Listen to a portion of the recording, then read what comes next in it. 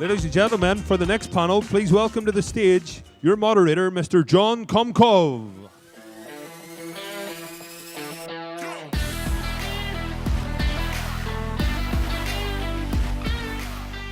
Hi, everyone. Thanks for having me up here. I'm John Komkov. I'm the managing partner of Fathom Capital, which is a $60 million early-stage VC firm based in San Francisco. And forgive a little bit of clunkiness here. I'm filling in for a friend last minute, but I'm excited to host a panel today focusing on fast scaling. Once your startup's raised, some early seed financing and you've raised the big round, and now it's time to put the pedal to the metal on growth. We've got a great group of 3 founders here who have recently raised such rounds and are now going through that journey. Let me introduce to the stage Falon Fatemi, Diego Oppenheimer, and Murli Thirumale, and we'll go through intros here in a second. Thank you.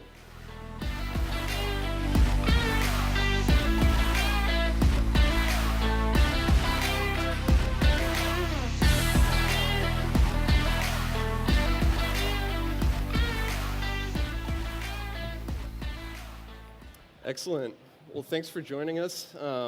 Let's just begin with intros. I'll go through everyone, but maybe to begin with, Falon Fatemi is the founder of Node, which is an AI-based network to match people with opportunities at massive scale. I think Falon would like to say it's Google meets LinkedIn and they had a baby. They were founded in 2014, and they've raised nearly $23 million to date. And so maybe, Falon, to begin with, just give a minute or two on yourself and the story on Node. Sure. Hi, everyone.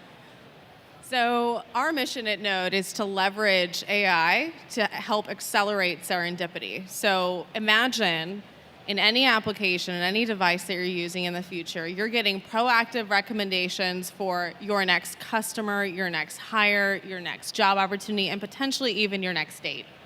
That's really the vision behind Node. Yeah, I'll let you go next. Excellent. Next, we've got Diego Oppenheimer. He's the CEO and founder of Algorithmia. Algorithmia is a service that allows developers to basically deploy an algorithm as a scalable web service with a single click. He founded the company in 2013 and has raised nearly $13 million to date. Diego, maybe just give us a little bit on your company. Yeah, thank you very much. So I'm Diego Oppenheimer, CEO and founder of Algorithmia. The basis behind Algorithmia is we saw a really big disconnect between the scientists who are actually developing algorithms, developing machine learning models, and then actually getting those models into production, which means kind of like scaling them out, making sure that they run on every app, on every phone that you want. So we kind of built an infrastructure around automatically being able to deploy algorithms, functions, models into highly scalable web services. One of the things that we kind of like to say is anybody can lift up a web server. Not everybody can run Reddit. So if you think about real applications for machine learning and AI that are really going to be expansive, you're going to have a massive amount of usage. It's really hard to actually do all the DevOps and for that, and that's what we provide with our infrastructure. We also have run the largest algorithms as a service marketplace. So if you go to algorithmia.com, you want to use an NLP library, you want to use a computer vision library, we probably have a service there that's already ready to go and just an API away from using. Excellent. And last, we have Murli, who's the CEO and founder of Portworx. Portworx is basically furnishing the persistence layer for modern applications, so you can run any database or any stateful service atop any infrastructure or any container orchestration engine. The company was founded in 2014 and has raised about $40 million to date. So Murli, maybe a little bit on yourself. Yeah, first of all, delighted to be here. Thank you all for coming. And this is my third startup as a co-founder and CEO. And as I say, for each one of them, this is the best one yet. So we very simply are the storage product for containerized applications. You've probably heard of companies like Docker, Kubernetes, who are now penetrating various data centers and allowing applications to be deployed very, very quickly and fast. We are the data layer, storage layer, the equivalent of NetApp or EMC or HP for those kinds of applications. You can't get a container into production without a product like Portworx, and companies like Comcast, T-Mobile, Department of Homeland Security, Anthem are all using us. And it's a great time to be in this market.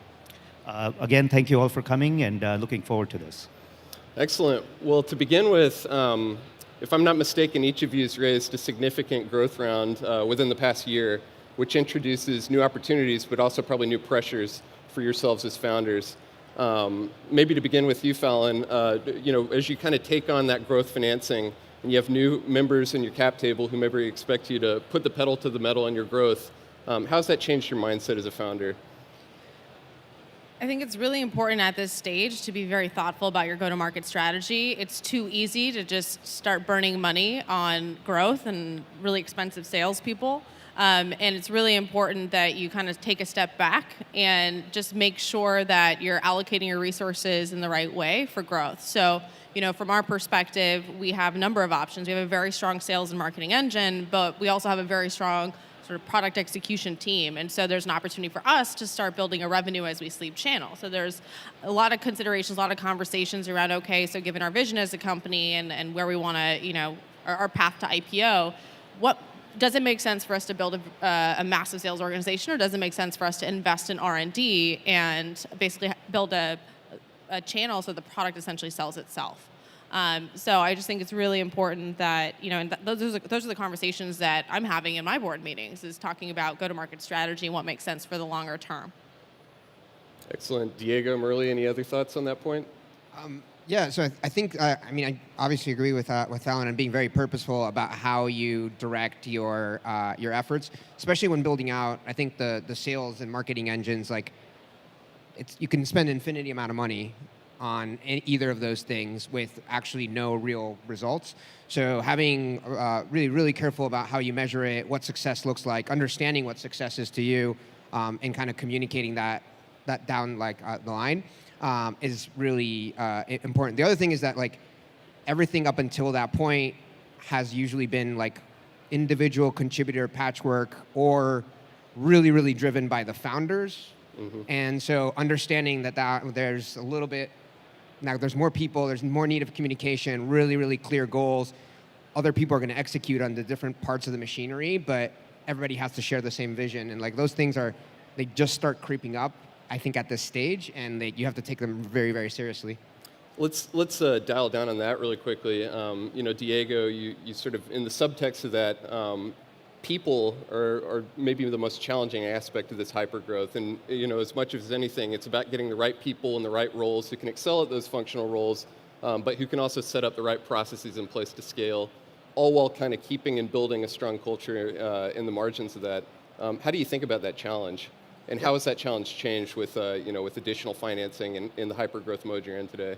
Yeah, I think probably the immediate thing that comes to mind is I could grab the entire team at one point and go to a restaurant, and we could sit down and I could talk and say, hey, this is what we need to achieve, this is what we're going to do, and look at everybody and say, okay, you're going to do this, and hey, maybe you should be doing that.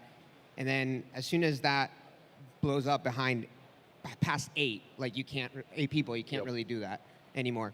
So communication is really key. Understanding that startups are human beings getting together to make something incredible in one way or another, and that requires a lot of communication. So I think the first thing is especially establishing what ends up being your direct reports team, and making sure that they share your vision, because they're the ones who are now communicating it to their teams on this shared vision of where we need to get to, how we're going to get there, and the communications really ended up being the key component here. Mm-hmm. That's extremely relevant. Yeah, and maybe Murli on this point. I would add to what Diego just said by saying that in the early part of a company, you have founder heroics. There's first 15, 20 people, they're heroes, right? And they can do anything, and they do everything. But transitioning to a point of scale is really about replacing or adding to those heroics with professionalism, something where you're bringing in professional managers. And that transition is very hard for startups, because there's a founder-led kind of model, and then there's you bringing in the pros. And in that transition, the one thing that I've found brings you together is a strong sense of trust with each other and having a culture of trust. So if the founders trust the new folks, then they'll let go. And if the new people trust the founders, they'll listen to them even though they think it's kind of an odd thing that they're asking. And so, in addition to communication, which is absolutely right on the money, and vision that Diego talked about, I think it is this point of building a culture of trust between the first gen of people and the second gen of people who are really going to allow you to move from heroics to transactional scale. Excellent. Changing gears a little bit, I would imagine another one of the big challenges you face sort of at the stage of company that you all are at is one of balancing growth with focus. I'd imagine you get pulled into different geographies, you have customers and prospective customers who are asking you for new functionalities. Maybe Falon, how do you sort of evaluate the trade-offs of focus versus growth at all costs? I mean, again, it has to be you have to be very clear on, what's your vision and what's sort of the path of the go-to-market to achieving that. And, there's so many opportunities at our stage to be able to monetize, and it's really important you don't get distracted by shiny objects like partnerships that don't make sense, or which are, we all like shiny objects as founders. That's what helped us start the company to begin with. And so, a lot of the conversations that we have internally are, and this is where you do engage your executive team that you have at this stage, is really talking through what are the trade-offs of all the options that we do have on the table, and ensuring that they align with the grander vision and the grander sort of path towards getting there and the growth goals that we have, every year to be able to achieve that. Diego, any further thoughts on the focus? Yeah, I think, on that, especially if you work in enterprise, with enterprises, large enterprises. So large enterprises are like liquids. They will take up as much space as you let them do it, right? So you have to contain it. That doesn't mean don't work with large enterprises. I make an entire business out of it, but you have to be really careful when you're engaging with these large enterprises, because they will take up as much room as they can. So when you have to have really, really well defined, hey, this is what we're going to help you with. This is what we're going to do. This is the size of the project.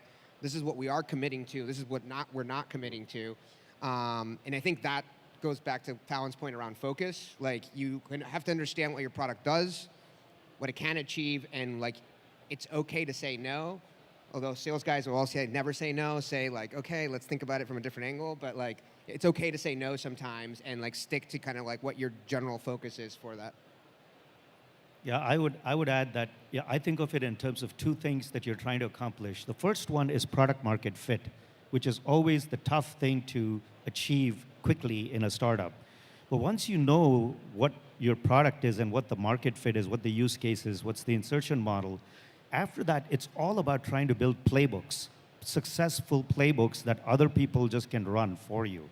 So the two ingredients to me are, don't be distracted by other things once you found a product market fit, and then fashion a playbook for sales, for engineering, for finance, for everything, and then run that playbook better and better and better all the time. And if you can do those two things, then you have kind of the ingredients of scaling, a successful product and an ability to scale. Excellent. Oh, sorry. The one thing I would add to that, so I'm really glad you brought up the topic of playbooks. So I think it starts from the founder and the CEO to actually clearly define in writing, in a playbook for the executive team, not necessarily what the goals are for each one of the functions, but actually what success looks like, what the general expectations are, no matter what function an executive is in, for what success looks like at your specific company. Really, it's about the how we do things to get there. So that's something that I put together that other CEOs have found really useful as well. And it really starts from the founder and the CEO to sit down and outline that, and then start from a very clear foundation, a clear set of expectations that then will help what you're talking about for each one of the functions to then take that and run with it. Great. One thing I wanted to kind of touch on, which you said right in the beginning, right, about the shiny objects. Startups usually are full of creative people who are very inspiring and can do a lot of new things. But really, it's back to that 99% execution, not 1% inspiration. If you're changing your strategy every quarter after the first 3 or 4 quarters, there's something wrong. Don't add any more people for sure, because you haven't figured it out yet. And so to me, it is that combination of having an operational excellence after you figured out what you want to do, and then don't get distracted, which is very hard to do for creative people. So, Awesome. And with 3 minutes left, maybe to conclude with, each of you has gone through a journey that we've got a lot of folks out here, maybe at earlier stages of the same journey, who could really, take a lesson or two from maybe one of the biggest challenges or things you regret or things you do differently. If you could kind of roll back the clock 12 months and play an X versus a Y in your sort of path forward over the next year. So maybe just everyone a quick thought on something you do differently or a key learning from last year or so. Yeah, Diego, you want to start? I think and I think they talk about the playbooks, and so I fully believe that founders in the early days, you should absolutely do every single role that exists in the company. You should understand what it takes to make a sale, even if you're an engineering founder. You should understand what it does to build a product if you're not, a product person. But as you transition forward, you have to understand that there's smarter, better people at this than you, and you should let them do it. Right? So define the vision, define the goals, and then hire the people who are going to be better at that job than you are, and that's okay. And so from my personal perspective, I think it took me a little bit longer. So my background is in engineering, and I was a product person, and we were building a product, and so I had this ultimate tendency of whenever I felt uncomfortable with any situation, my comfort is let me go design product, let me go build product. But that's not my role anymore. And detaching myself from that, I wish I'd have done that a little bit earlier, because I would have let other people who are now really striving in that position kind of take off sooner. Yep. And then maybe minute left, Murli or Falon, a quick take from either of you. Yeah, to me, there's two things. Validate, validate, validate. The customer is king. You got to build stuff people want, not what you like. And then the second thing, which everybody says, but it's so true, you got to say it again: hire the best people. So to piggyback on that, in order to hire the best people, I think it's really important you codify your expectations as early as possible, so then you can also get feedback on whether your expectations make sense for every role that you're looking to hire. And do not hire people unless you have a training plan for how you're going to make that hire successful. I cannot tell you how many mistakes founders made, myself included, by bringing someone on. Oh, I think we need another engineer. And it's not a data-driven decision, and you're also not clear on what success looks like in that role, or how you're going to train that person to set them up for success to begin with. And I wish I had done that a lot sooner. Great. Well, thank you very much, Falon, Diego, and Murli, and really appreciate your learnings and time here. Thank you. Thanks.